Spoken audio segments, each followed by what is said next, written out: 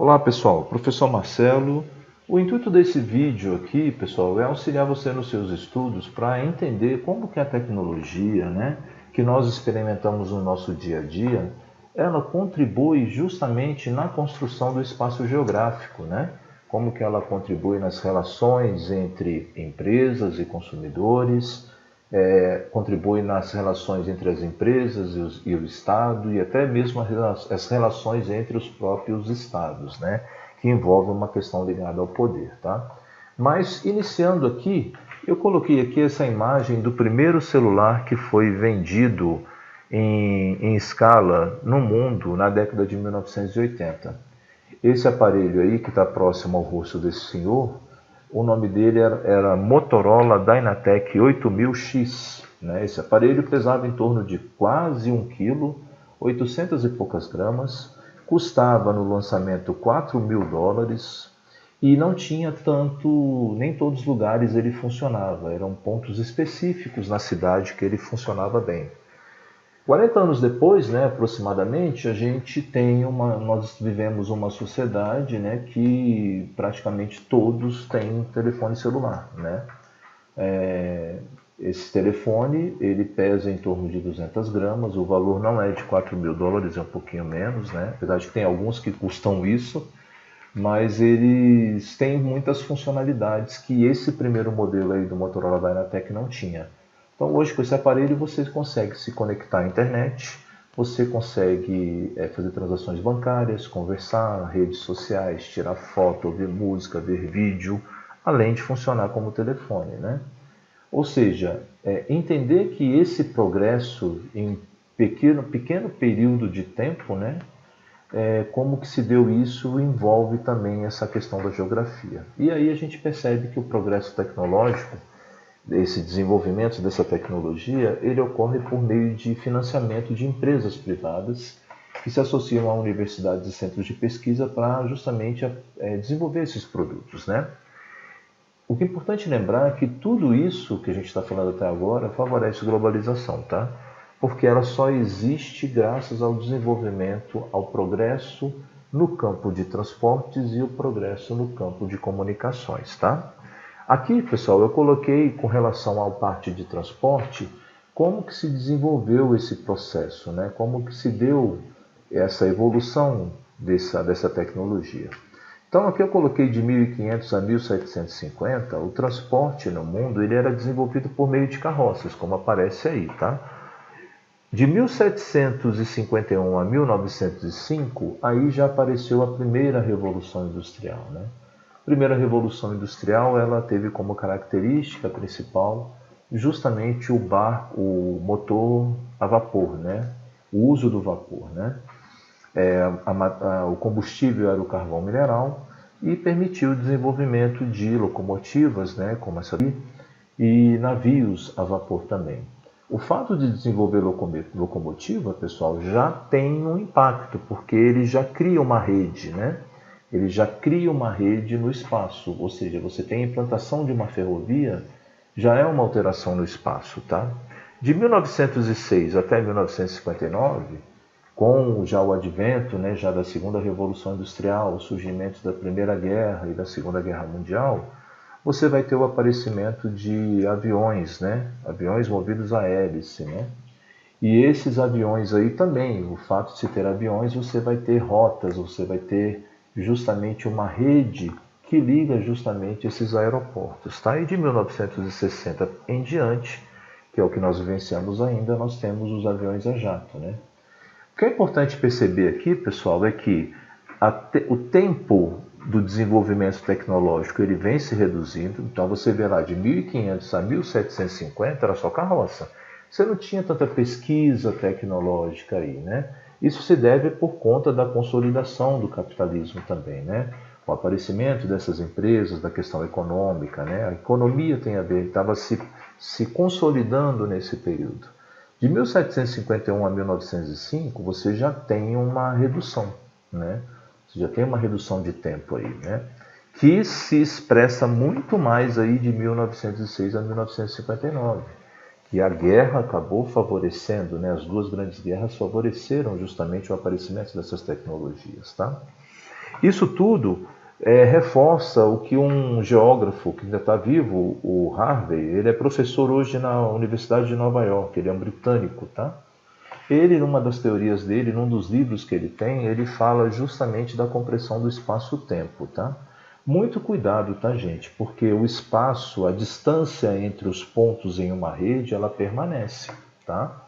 Então você tem aí a mesma distância em quilômetros de, por exemplo, de Brasília a São Paulo. Ela não mudou essa distância, tá? Geograficamente, fisicamente.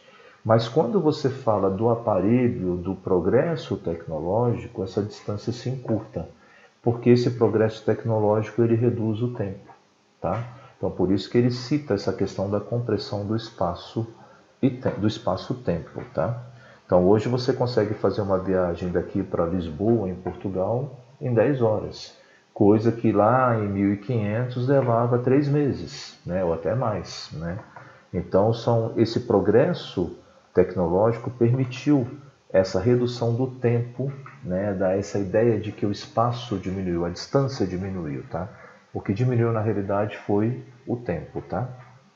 Bom, aqui eu coloquei, como a gente percebeu, globalização ela só pode existir se tiver comunicação e transporte. Na imagem anterior eu falei para vocês da evolução dos transportes, né? E aqui tem a evolução justamente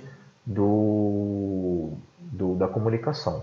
1837, já finalizando a primeira revolução industrial, né? E já iniciando a segunda revolução, aparece o telégrafo, né? Que foi pelo Morse, né? Que é o código Morse.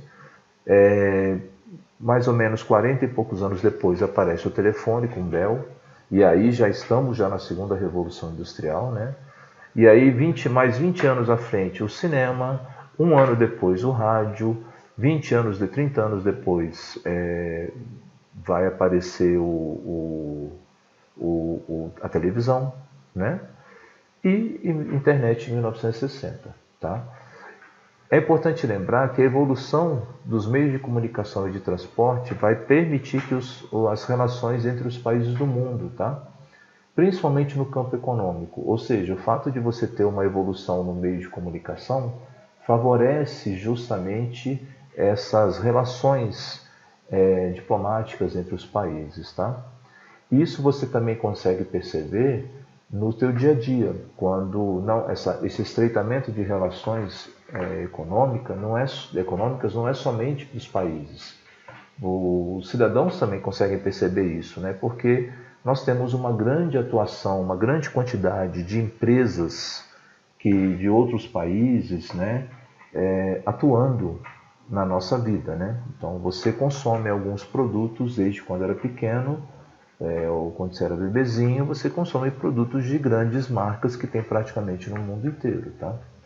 Além disso, além dessas grandes empresas, né, ainda relacionado com os países, você tem o aparecimento de alguns organismos internacionais, né, como a ONU, a FMI, que são organismos que surgiram após a Segunda Guerra Mundial com o intuito, né, de promover a paz e justamente de facilitar essas relações, de estreitar essas relações, tá?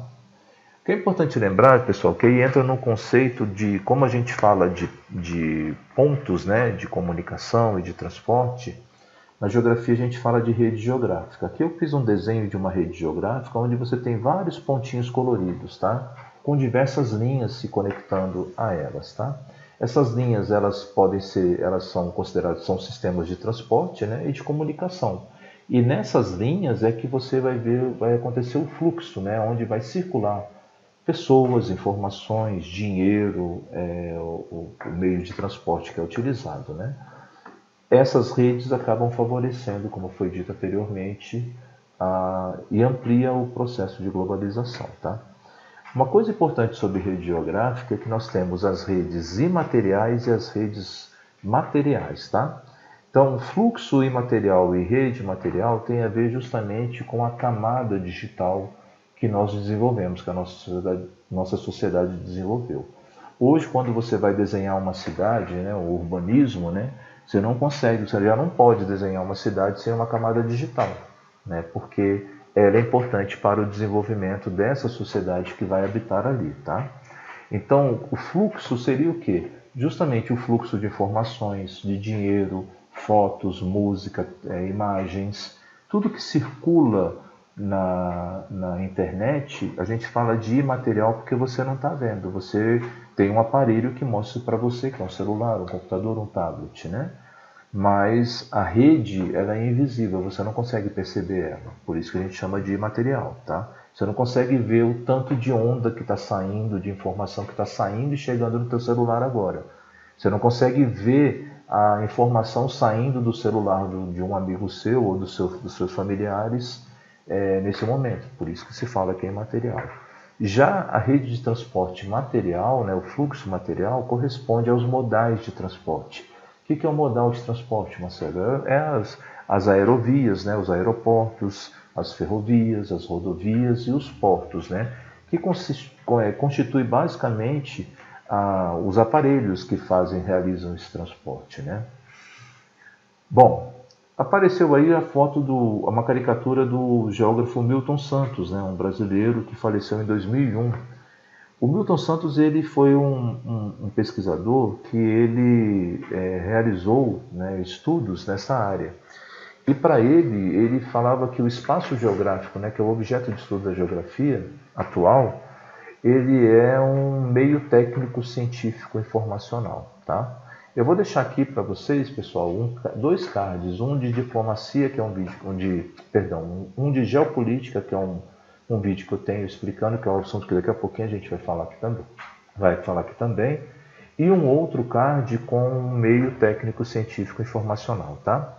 Qual é a caracterização desse meio técnico científico informacional, que é a característica do espaço geográfico atual? Ele é caracterizado pelo avanço das comunicações a partir de 1970, tá? Junto com essas comunicações, se desenvolveu muito rapidamente também o progresso tecnológico no ramo dos transportes.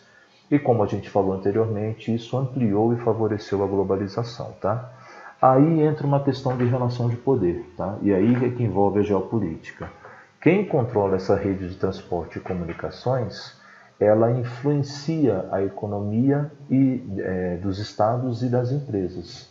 Então, o fato de se controlar essas redes favorece justamente, influencia justamente os estados, as políticas dos estados, na economia dos estados, como também das empresas, tá?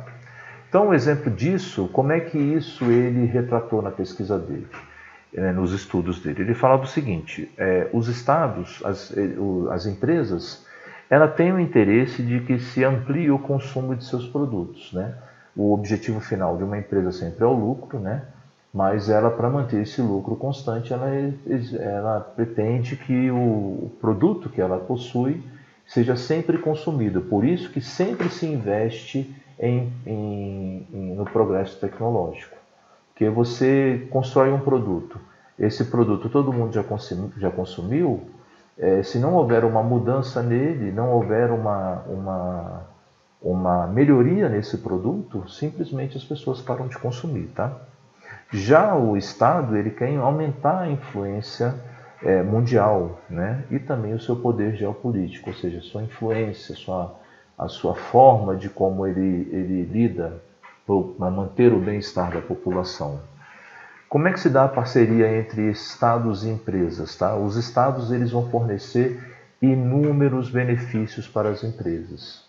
Esses benefícios são caracterizados pelo quê? Primeiramente, uma lei trabalhista e uma lei ambiental mais flexível, tá?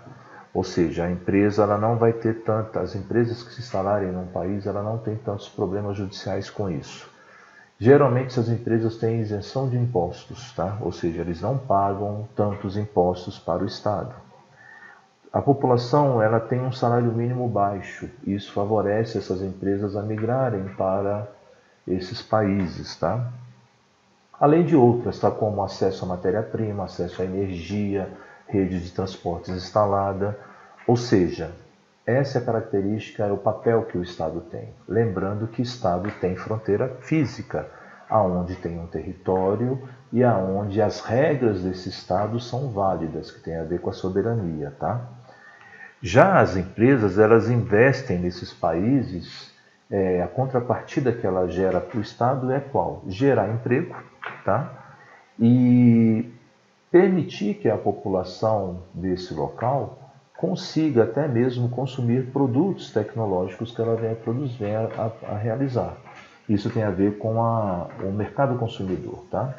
Essas empresas geralmente também elas investem, financiam pesquisas em universidades, né? Financiam treinamento de funcionários e geralmente quem faz isso são as multinacionais e as transnacionais. A diferença dela para o Estado é que ela não tem fronteira física.